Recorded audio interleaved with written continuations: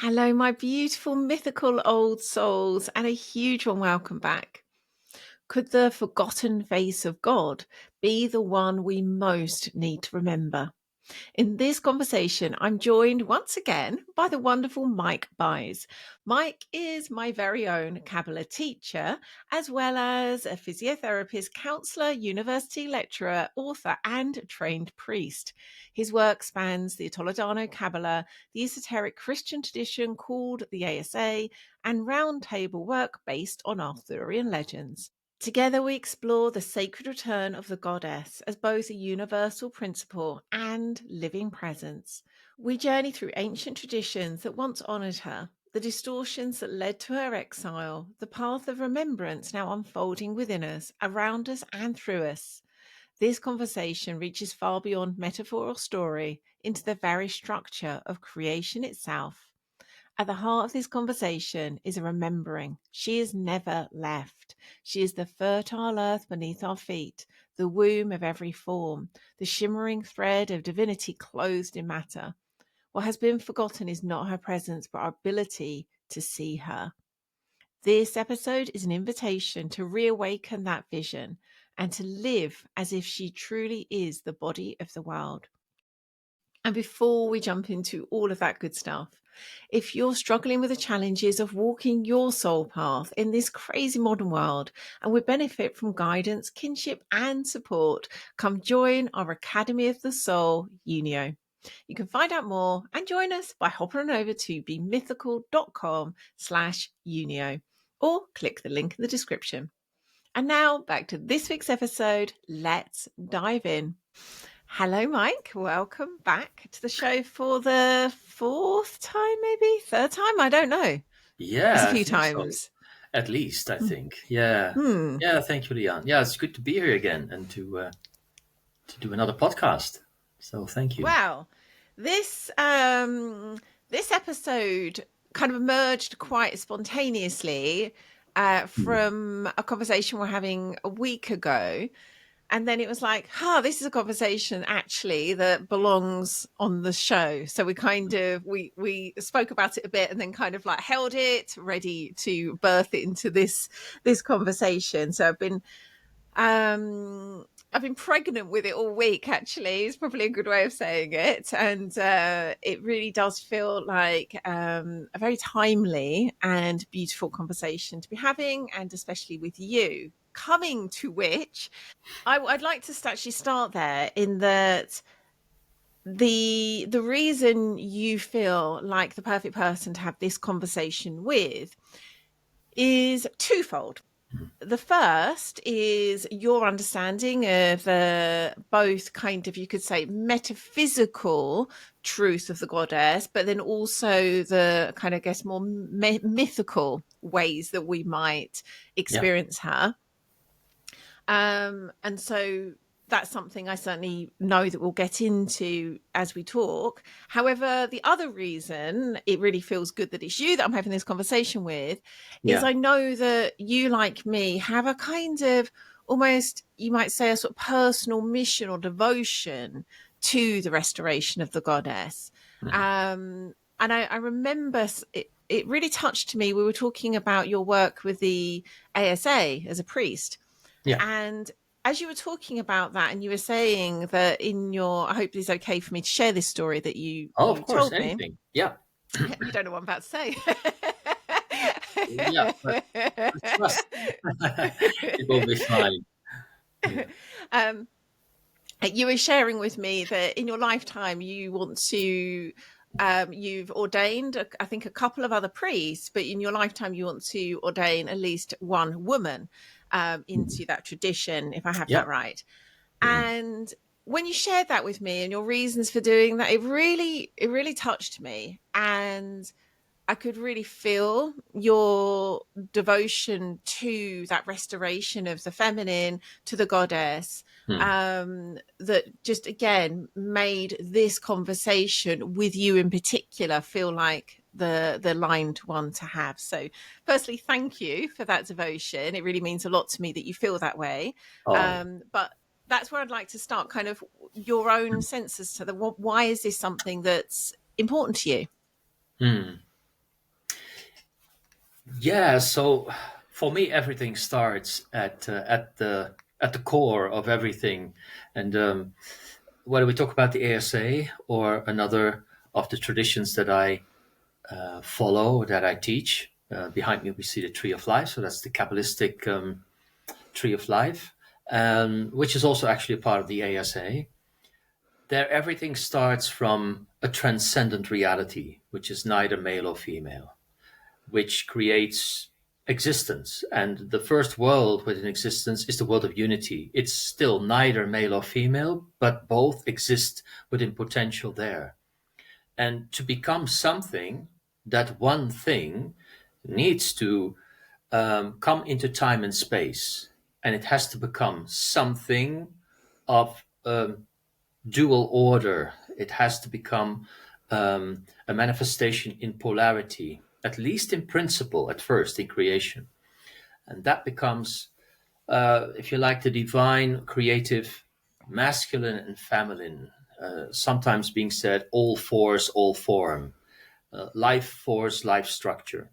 And so the universe, creation itself, not just a long time ago, but everything right now unfolding in this podcast is being based upon that foundation of the all giving and receiving father and mother of existence of the creation.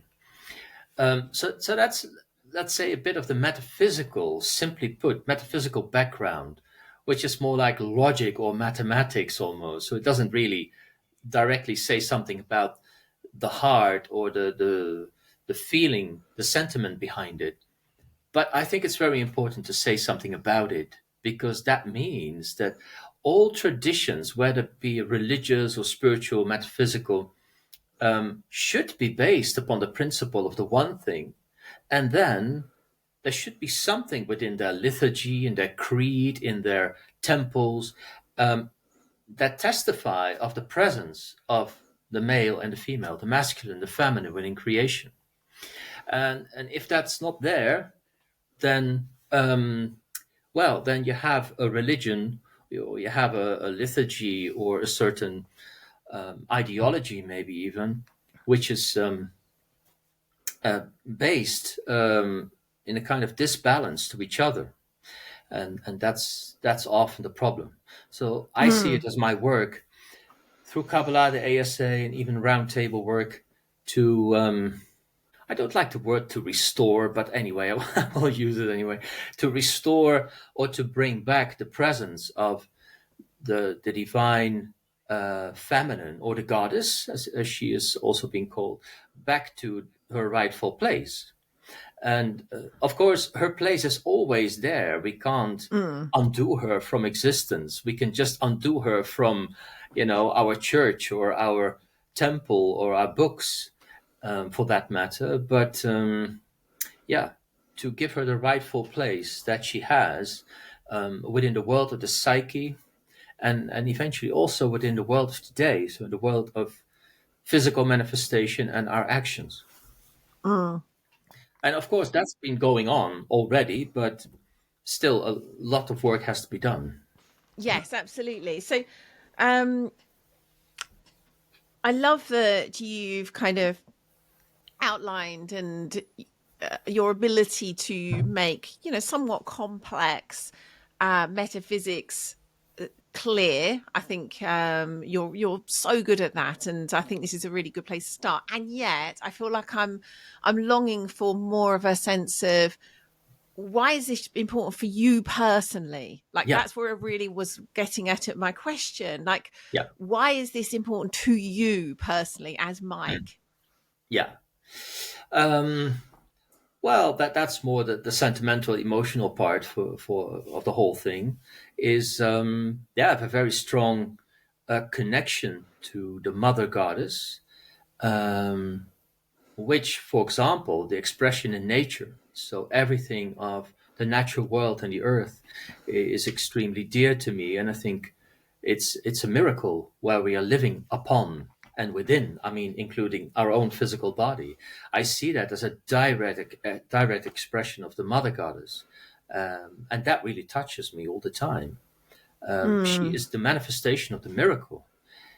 I mean, the power within it is the Father, so to speak, but she is in there, and that it doesn't stop amazing me all the time, and that wonder, that awe, that's really for me. That's the goddess directly. Yeah. So Yeah.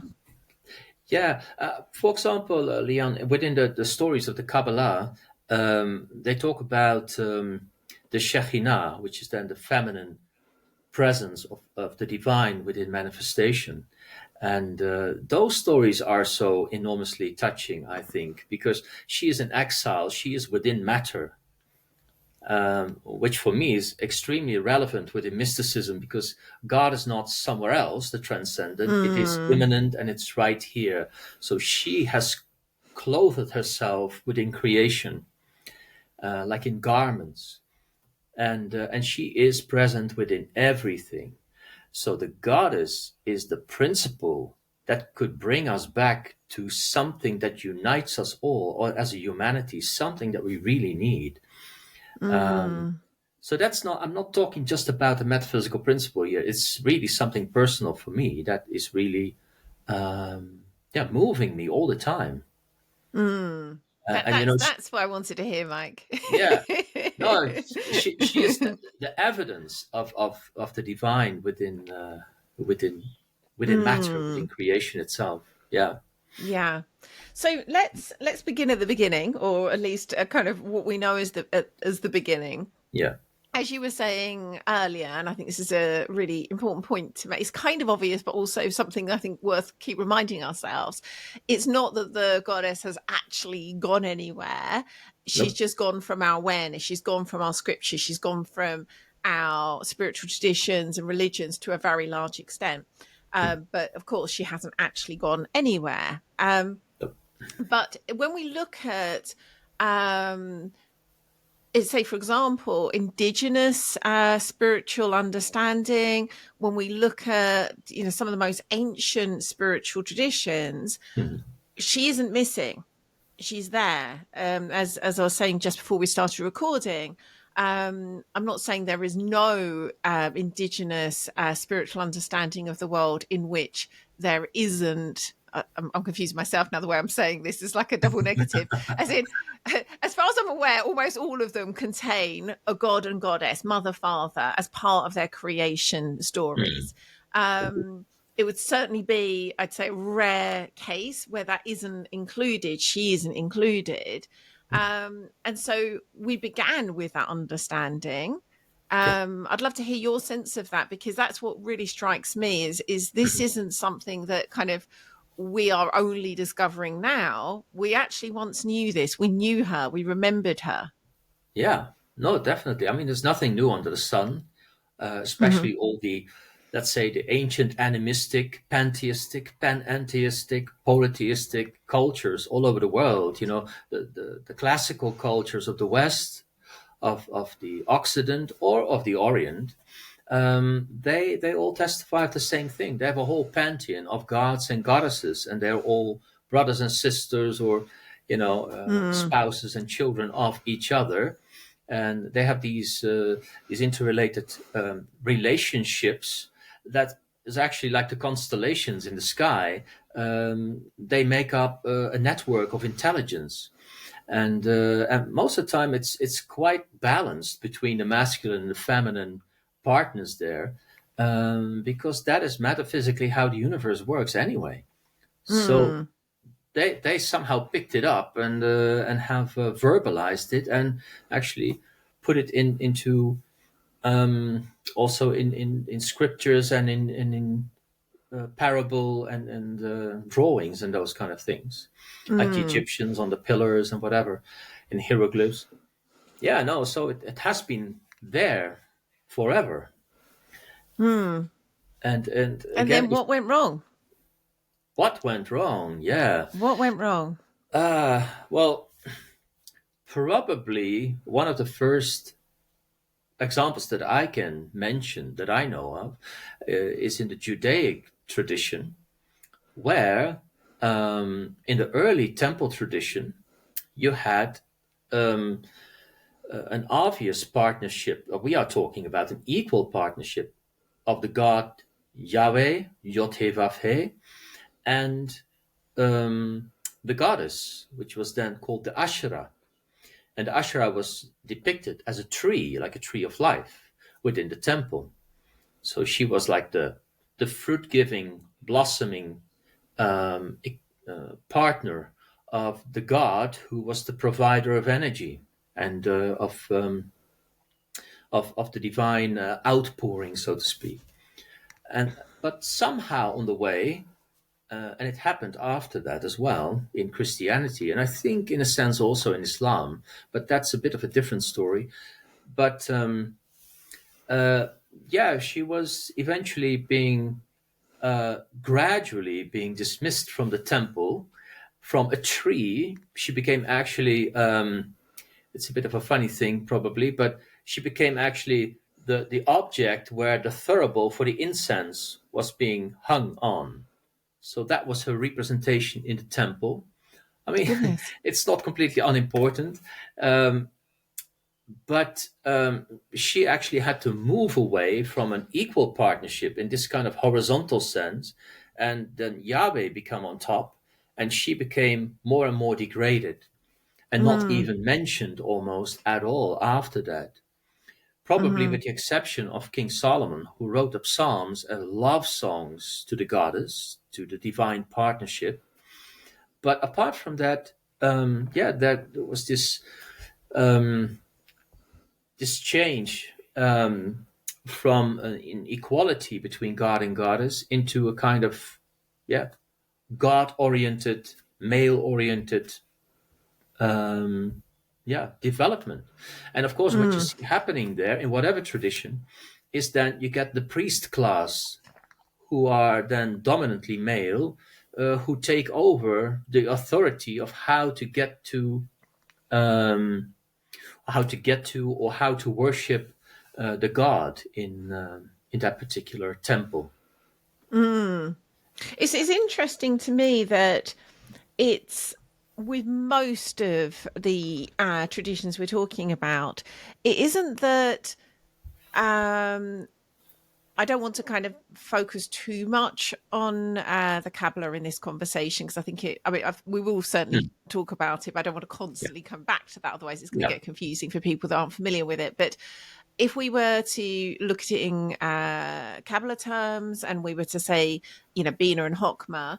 But we could be talking about it in other ways where we have this understanding of there's both God and goddess that are kind of a sort of product of this kind of unified consciousness, undivided consciousness. yeah, In the examples you're giving, it's not as though both the god and the goddess become dismissed, and then we're looking directly at kind of Keter, we're looking directly at this unified consciousness. mm, It is, as you're saying, that would kind of make more sense. But what actually happens, as you say, is it's the goddess that is degraded, it's the goddess that is removed, and the Hokmah, the god, the divine masculine, that is revered as if that he can exist alone.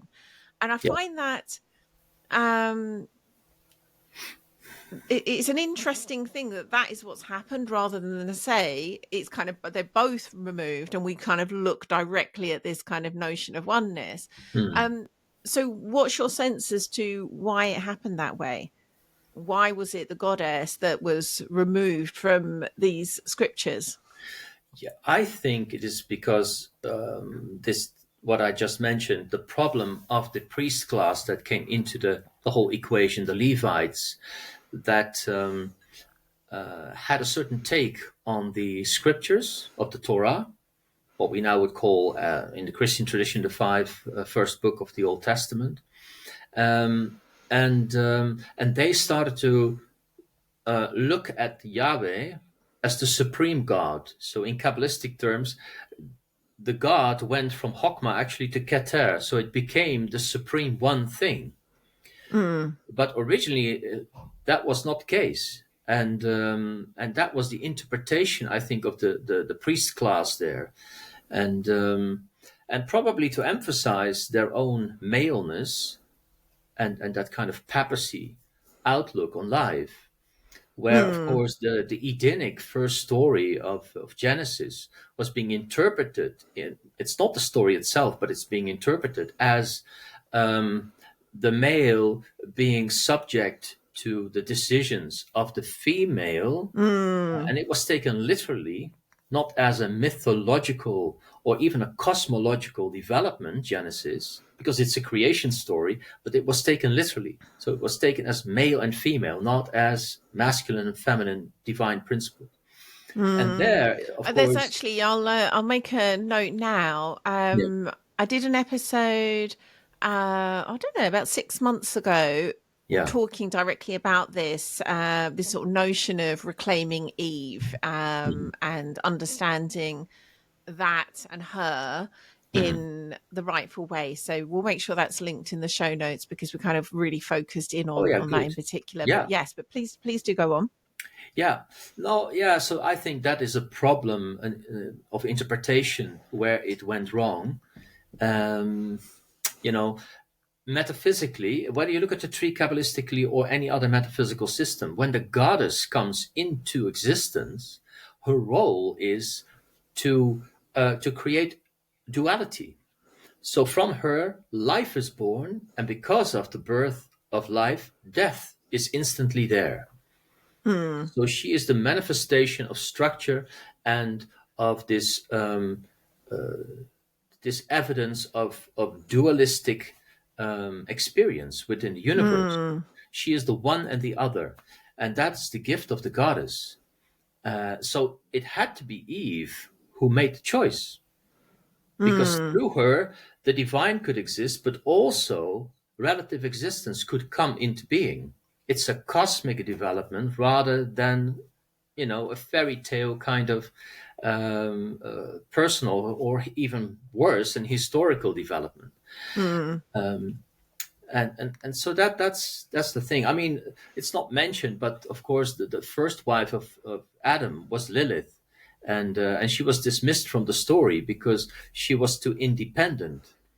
You can also see that story as this bad woman who went against creation, against Adam. But that also is a cosmic development. She is like Mm. the dark side of Eve, as Eve is the power of growth and fertility. She is exactly the other side. She's the decay and the rotting process within creation on whatever level, which is Mm. necessary Yes. for the universe to exist and to develop. But these entities, so to speak, these expressions of the goddess have been qualified, I think, in a very different way. And we Mm. are stuck with the problem. And that's why she's being thrown out from her rightful position next to the god, on an equal throne.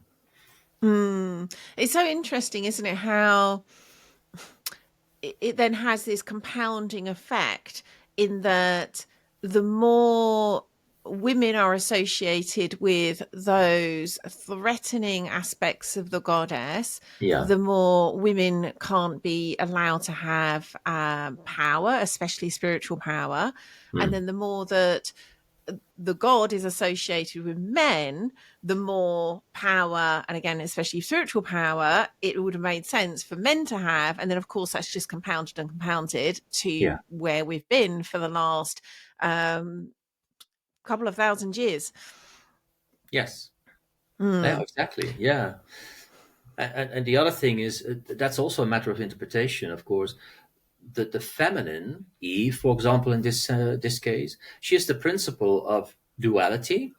So with her comes choice and also the possibility of sin. You can make a mistake Mm.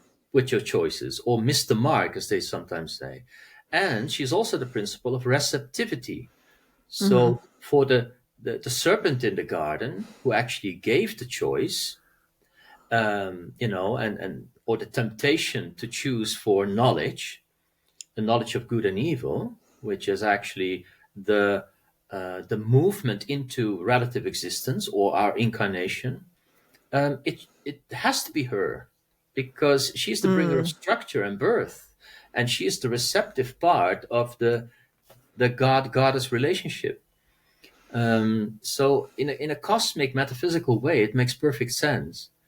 Um, Mm, but she should have stayed on the same equal level as the God. And the same happened later on with the coming of the Protestantism with Luther, who also by interpreting mainly the Old Testament, threw out Mary of the church, or at least gave her, like a different position mm, in regard to Yahweh, to the great God. mm. And It's that was originally I, definitely not what it was all about. yes. Yeah. It's actually it's funny because it was only I mentioned I'd just received a book, which I don't think. Oh, I do have it here. So I didn't know I had this behind me when I said it. So for those listening rather than watching, Mm, I have the book "The Forgotten Feminine Face of God" by Anne Baring. It's got beautiful mm, rose. yeah. Um, and Jonathan bought it for me and sent it to me last week as a present. It was that actually kind of instigated our original conversation. So I'm glad I've had the opportunity to reference this. Mm, But what really struck me was that I think once you've been in this way of understanding the goddess for a period of time, you forget how you saw the world before that. As mhm, in, it's so long now that there's been this sort of intentional restoration of the goddess within my own psyche and my own life and my own body and my own world. Um, it's actually quite hard to remember back before that was the case. mm, yeah. But of course, most of us, most of our culture are still in that kind of pre-goddess Mm, place. And so that's what instigated the mm, conversation, that it was kind of like, for me at this point, is of course, there is a forgotten, going back to the title of this book, of course there's a forgotten feminine face of God. But it was actually, and again, this is why it was like, this is a conversation really worth having, because mm, most of the world isn't recognizing there is a forgotten feminine face of God to be remembered. mm, Um, and I think it's helpful to recognize that, because it can seem as though, and I think to a large extent, we probably are with this episode, we're probably preaching to the converted. And yet, my hope is there's still some aspects of this conversation that will be useful, inspiring, catalyzing for those listening. So, where I'd like to go now is my own experience, and this is both personally but also kind of being in the circles I'm in and teaching the kind of people that I do, is we often first start to have the feminine speak to us in different ways that we probably have no clue about metaphysically, but mm, we're receiving her in symbols, in stories, mm, somatically. We yeah. start to have this way that we're being called back to her. And um, that comes with all kinds of shadows and pitfalls that I suspect we'll get into in a moment. But that's what I've Mm, noticed is it it isn't often a kind of intellectual thing, or it isn't a kind of, I've started to study the Kabbalah and all of a sudden, lo and behold, it turns out there is I notice it happens much more emergently. It mm, happens in this way where we're called back to her. yeah. Um, Seemingly organically, which is a beautiful thing. So I'd love to start there, and your own experience of that, whether that's firsthand or what you've noticed in others. Yeah. Well, again, like I said, the physical manifestation of what we are born in, and the gift of this, let's say, biological machine is in part resonates with the earth and the plants and the stones and the animals, but there's something very peculiar about it, and one can experience this deeply when one realizes who is actually inhabiting the vehicle. So Mm, it is not just something to walk the earth, but it is, as being described in many traditions, it is the traveling temple, and it is the manifestation of the goddess is actually the body itself. And she harbors, or she carries the light, like the Ark of the Covenant in the old Judeo-Christian stories. That's just one example. Mm. And I find that again very moving. That whatever vehicle you see, it could be a woodlouse or a bee or an oak tree. Those are all in the endless variety of this creation. That is a manifestation of the goddess, Mm. also of the god, because that's the power within it, that's the energy within it. And every energy has this particular expression within creation. So the goddess provides with this unique expression of this tree and this plant and this planet, and from the highest, biggest structures to the lowest, tiniest molecules or electrons. Um, that's that's the expression of the goddess. And, like in Egyptian mythology, you have a Nuit or night, and she is the expansion of the universe. She is the womb, so to speak, of creation. Yeah, for me, that's fascinating, really, and it Mm. returns everywhere.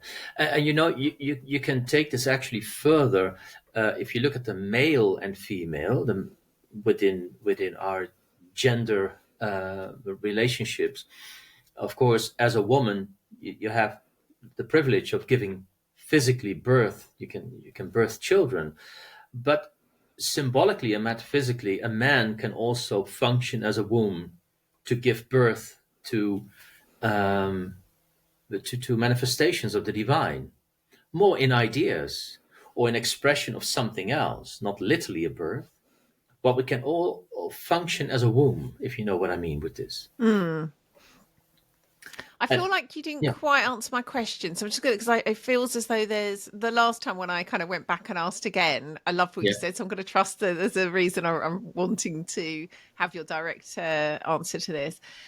So I'd love to know how you, or and maybe that is your answers, in you were talking more personally, but mhm, what you've witnessed in other people, kind of spontaneously starting to recall the goddess mhm, through, again, it could be through story, it could be through dreams, it could be through symbols.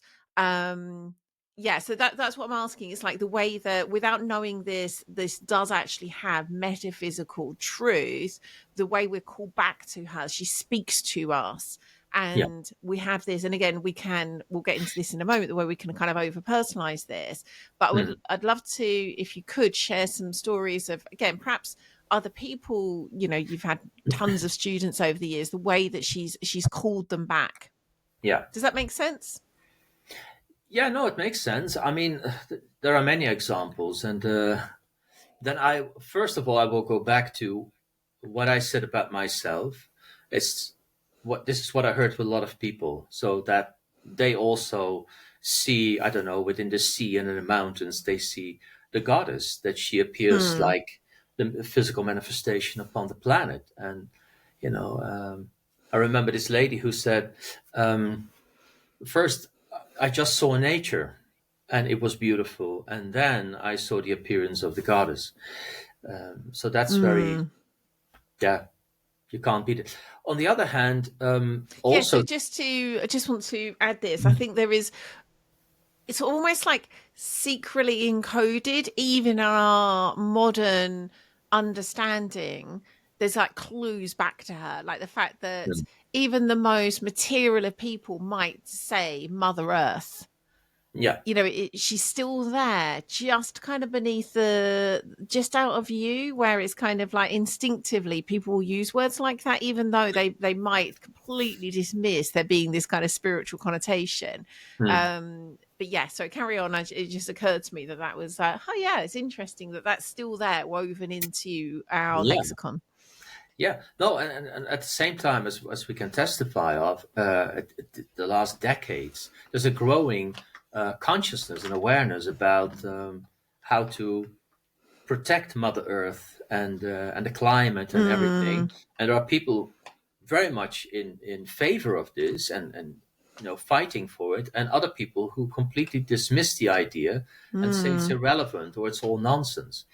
Mm. Um, but that's definitely going on. Mm. Um, Another thing is within the Kabbalah and the Round Table, there are many stories that hint back at the goddess. So you Mm. have again the Shekhinah in Kabbalah. There's a whole book about it, about the lost princess and how to find her again.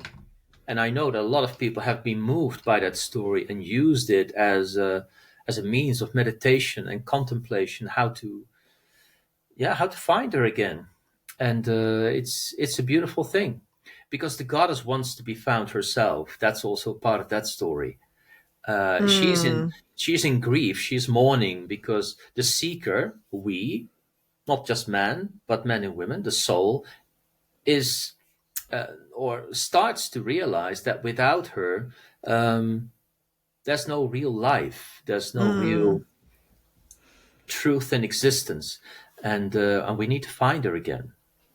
And that those are stories that I know people have been very moved, and the round Mm. table stories as well. The goddess or the feminine archetype is just of vital importance to bring us back to the consciousness and the awareness of certain principles in life, like Yes. sovereignty Yeah. Mm. and Mm. or the or things like grace and devotion, Yes. very Yes. particular Absolutely. things. Mm. Yeah. Mm. So something that you and I have spoken about several times over time is the way that we can kind of like personalize and take literally ways that we are experiencing, well, all sorts of things, but again in this instance the feminine figures, deities. Mm. And um an example might be that someone has a plant medicine ceremony and is shown that they're Mary Magdalene and then thinks they're literally this reincarnation of Mary Mm. Magdalene. And it feels important to me that we're able to kind of hold this in a way that we kind of we don't dismiss the ways that we're Mm. called back to the goddess. um Much of my own work, but also the work that I do with others, and particularly women, is to honor the way that she speaks to us and the particular Mm. faces of the goddess that we're Mm. called to. Just in the last week, I've had one student that's really cool to work with Freya and another one with Isis. Mm. Um, and there's going to be real meaning, depth, beauty, power that can come from honoring that call, honoring how she's speaking. Mm. And again, there is this shadow aspect where we can be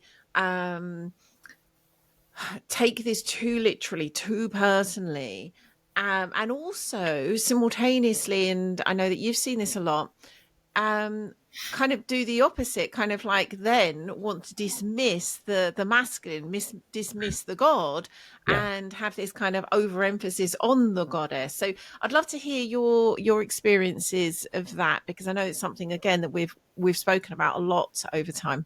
Yeah. Yeah. No, it is very interesting and very important in esoteric work, serious spiritual work.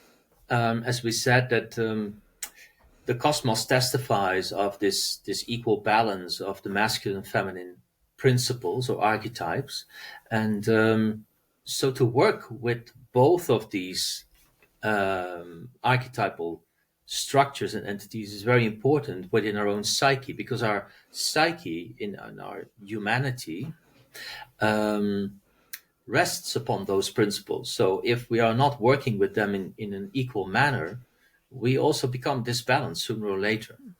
Mm, Um, so it is definitely a very good thing that the goddess is being restored through stories and parables and in mythology and in the working with it, because we really need it, mm, especially in this age of technology and frontal lobe, cerebral outlook on life with the internet and all these kind of things. With the chat GPT, there is almost nothing goddess-like about it.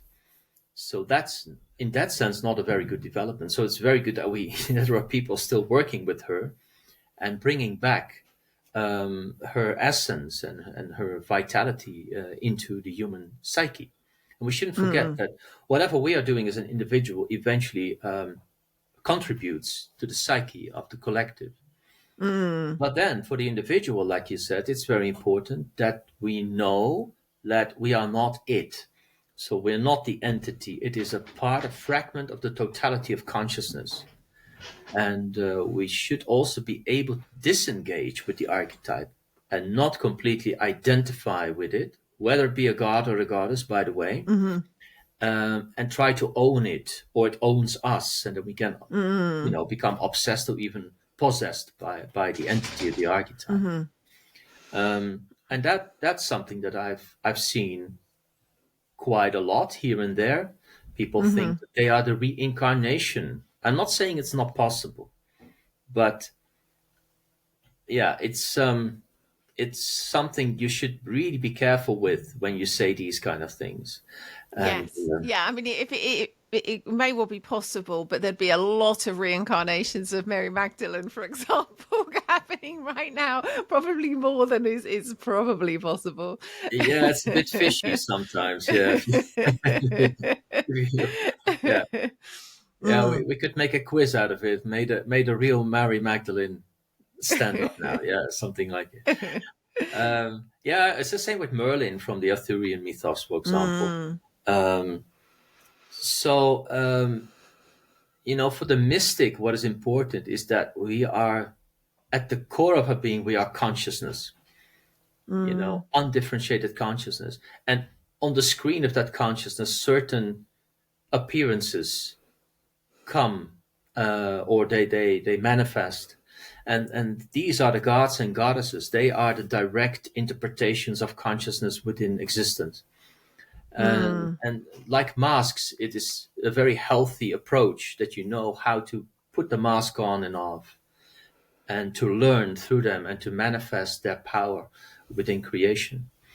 And it doesn't have to be a direct, a goddess manifestation. Can also be a symbol, like a grail, a cup is a manifestation of the goddess or a certain aspect of her. But if you dismiss the cup from like the Eucharistic ritual, then you let it go. You have worked with it, and then you let it go. And that, for me, should be the healthy approach. And then let it integrate within your system. So we are almost up on time, and I feel like this is a nice time to bring it back to really where we began. That I've certainly seen for myself personally, but again, also in working with others, there's something incredibly profound, but also practical in being able to understand the goddess as a metaphysical principle that kind of lies beyond these notions of kind of personal and these particular sort of visual representations we might have, like these ideas of, say, Aphrodite or whichever goddess.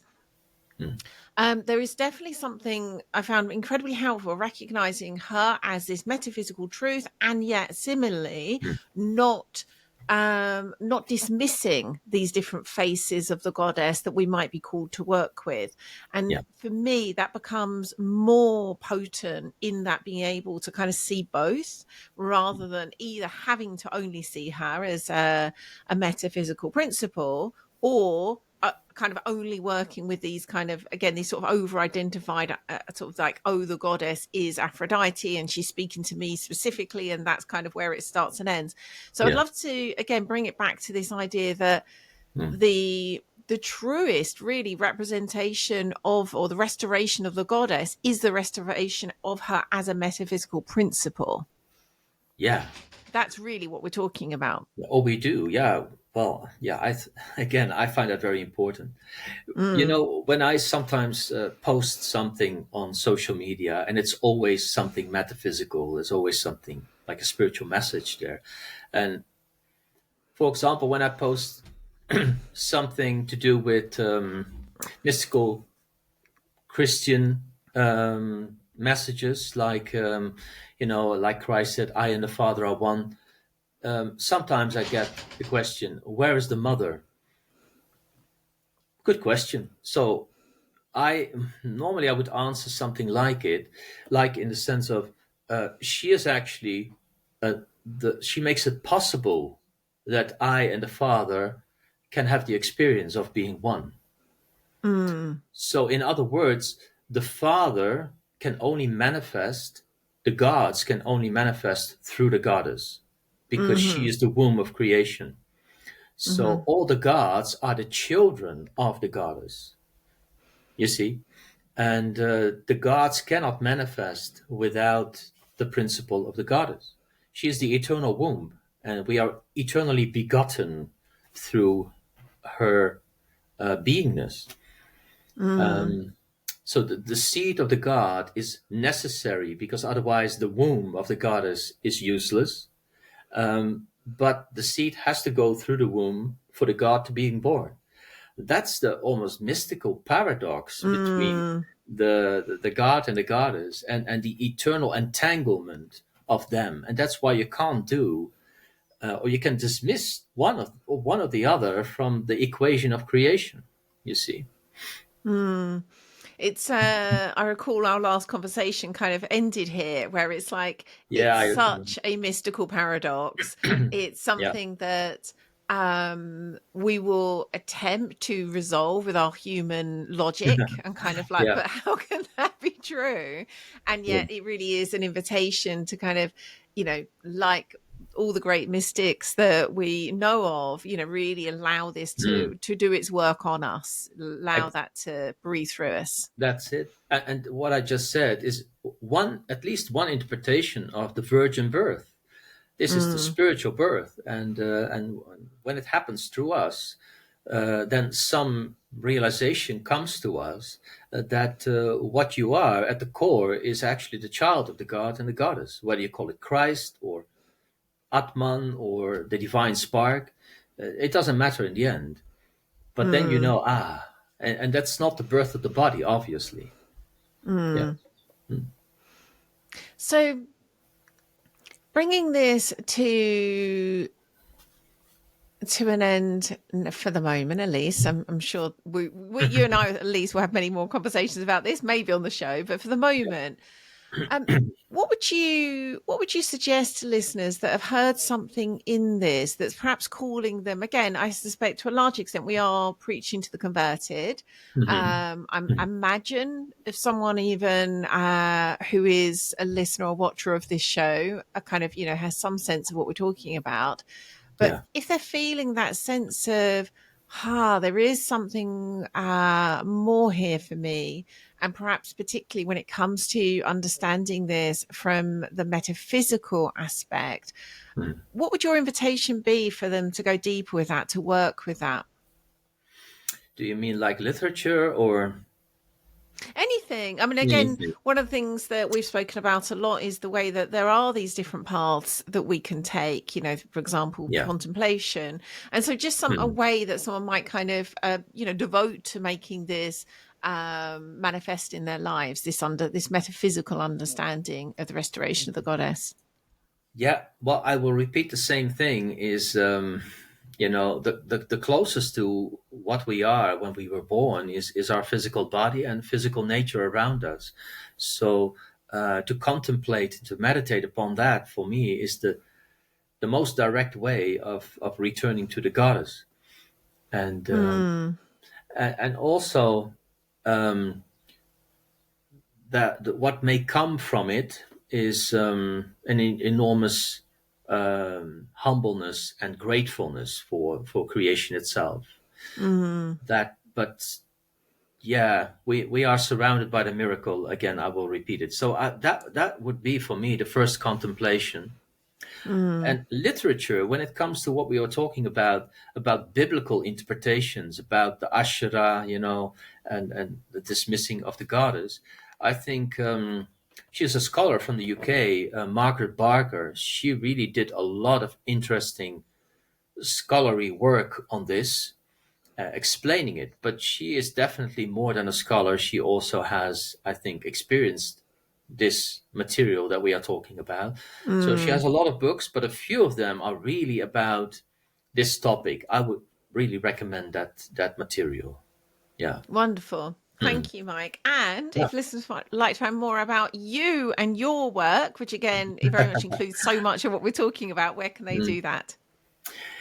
Yeah, no, if you're interested in what I do, then please have a look at my website or sites, which is www.circleofavalon.nl. That's all in English. And KabbalahMysticalSchool.com. And you can find me under my name, Mike Bais, on Facebook, for example. Yeah, you can see my books and some of my courses that I'm launching at the moment. One yesterday, actually, for the College of Psychic Studies in London. That will be an online event in July. That's a 2-day workshop, 2 evenings, actually. So, yeah. And just to say, one Thank of the you. books that it's got this beautiful It's too gold, so it's shiny. shining. Yeah, Yeah. So Paths on the Tree of Wisdom. And so much of what we've been talking about from a metaphysical perspective is in this book. thank So highly recommend that, and also highly recommend well, anything anyone wants to do with you, I would say really follow that nudge. In fact, it was the College of Psychic Studies that we actually very first met, wasn't it? So I would Yeah, very much recommend that listeners sign up for that. When did you say that was? it's in July. 2 Thursday evenings, and the first is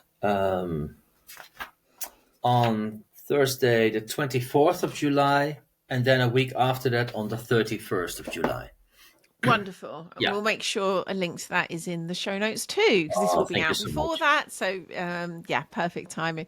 Well, thanks so much, Mike, as ever. This has been a true delight. Yeah, as always. Thank you. Thank you so much, Lian. I very much hope you enjoyed watching that. And if you did and you're not already subscribed, then do hit that bell thingy and subscribe to automatically get each fresh new episode as it's released each week.